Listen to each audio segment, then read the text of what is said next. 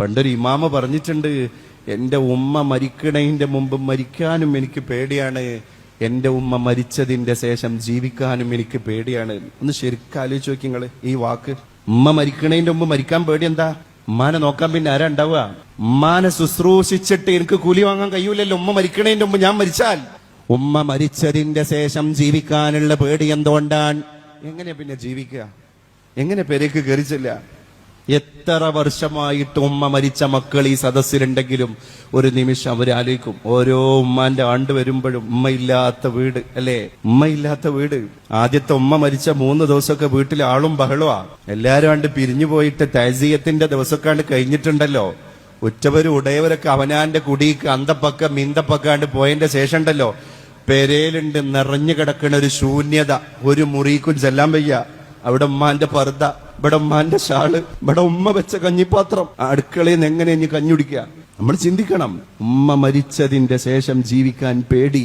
അതുകൊണ്ടാണ് ഒരു മഹാനായ ഇമാമ് പറഞ്ഞത്, ബാപ്പ മരിച്ചു, ബാപ്പ മരിച്ചപ്പോ ബാപ്പാന്റെ സ്വത്ത് കോരിയൊക്കെ മക്കള്, സിബ്ലിങ്സ്, അഞ്ചന്മാരുണ്ട്, ഏട്ടന്മാരുണ്ട്, പെങ്ങന്മാരുണ്ട്, എല്ലാരും ബാപ്പാന്റെ സ്വത്തും പറമ്പൊക്കെ കോരിച്ച് കൊണ്ടുപോവാ. ആ കൊണ്ടോണ്ടതിന്റെ ഇടയില് ഈ മഹാനായ മനുഷ്യൻ പറഞ്ഞു, നിങ്ങൾ ബാപ്പാന്റെ സ്വത്തും പറമ്പും കോംപ്ലക്സും ഒക്കെ കൊണ്ടേക്കോ, ബാപ്പ ഈ ദുനിയാവിൽ ഇട്ടേച്ച് വെച്ച ഒരു സ്വത്തുണ്ട്, അതെനിക്ക് വേണം. ഇത് ലിസ്റ്റിലില്ലല്ലോ. അയാൾ 10 സെന്റും 15 സെന്റും 5 ഏക്കറി ഒന്നും എടുത്തിട്ടില്ലല്ലോ. എന്താ പിന്നെ ഈ ബാപ്പ അവിടെ ഒഴിവാക്കി പോയ ഒരു സ്വത്ത് ഞാൻ കൊണ്ടുപോകുന്നു പറഞ്ഞത്? ആ മനുഷ്യൻ കൊണ്ടുപോയത് ഉമ്മാനെയാണ്. സ്വന്തം പെരേക്ക് ഉമ്മാനെ കൊണ്ടുപോയി. ബാപ്പ ഒഴിവാക്കിയ ആ സ്വത്ത് എനിക്ക് വേണം. കാരണം ഉമ്മാനെ പരിചരിച്ചാലുള്ള കൂലി എന്താണ് എന്നുള്ള കിതാബിൽ പഠിച്ചണ്.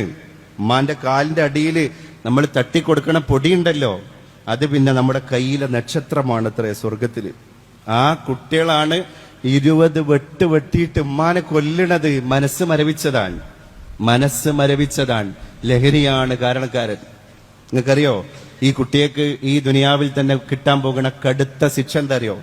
ഈ കിക്കൊക്കെ കഴിഞ്ഞ്, ഈ ലഹരിയുടെ ഹാങ് ഓവറൊക്കെ കഴിഞ്ഞ് അള്ളാന്റെ തൗഫീഖ് ഉണ്ടെങ്കിൽ ആലം ദുനിയാവിൽ നോർമൽ മനുഷ്യനായി അവർ ജീവിക്കുകയാണെങ്കിൽ ആ ജീവിതമാണ് ഇനി അവർക്ക് കിട്ടാൻ പോകുന്ന ഏറ്റവും വലിയ ശിക്ഷ. കാരണം എന്താ? അപ്പൊ അങ്ങനെ ആലോചിക്കും, എന്റെ അമ്മാനെ കൊന്ന് ഞാനാണല്ലോ.